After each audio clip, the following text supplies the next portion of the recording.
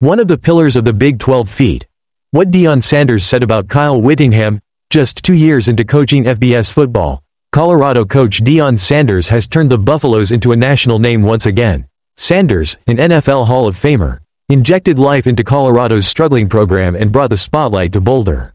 He utilized the transfer portal heavily, basically remaking the whole roster upon his 2023 arrival, and then did it again in 2024, adding over 40 transfers.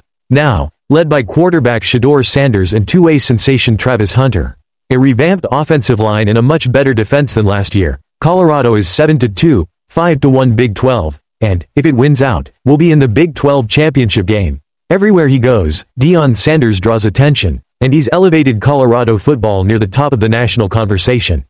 Sanders opened his weekly press conference by touting that all 12 of the Buffalo's regular season contests this year will be broadcast on either network TV or the main ESPN channel. Then, he moved on to talking about Utah coach Kyle Whittingham. "I respect the head coach that we're getting ready to go up against so darn much. It's unbelievable," Sanders said. "He is one of the pillars of the Big 12, of course he was like that with the Pac-12. He's a legend. He's a legend. He's a true legend. What he's done consistently at Utah is unbelievable." Sanders is 57 years old, but in terms of being a head coach, he's still a little bit green. He got his college head coaching start with FCS Jackson State, leading it to 2 SWAC conference championships and leaving the school with the best winning percentage by a coach in his 3 years there. At Colorado, it was a bit of a bumpy start. The Buffaloes went 4-8 last season. But this year the Buffaloes are bowl eligible for the first time since 2016 and challenging for the Big 12 championship. "I have not only respect but admiration for what he's accomplished, and I would just wish my career could be a portion of what he's accomplished, and all the young men that he's sent on to the NFL as well as a better situation for themselves with the tools that he's instilled in them," Sanders said.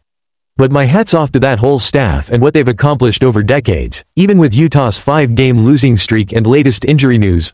Quarterback Brandon Rose and tight end Brad Keith are out for the year. Isaac Wilson will start at quarterback against Colorado. The Buffaloes are not taking the Utes lightly.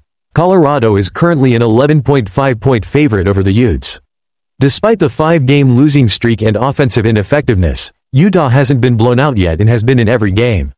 Could that change against the Buffaloes? Sanders isn't counting on it. They haven't quit. They're still tough. They're still aggressive. They're still stout defensively. They can still do some things that force you into some looks.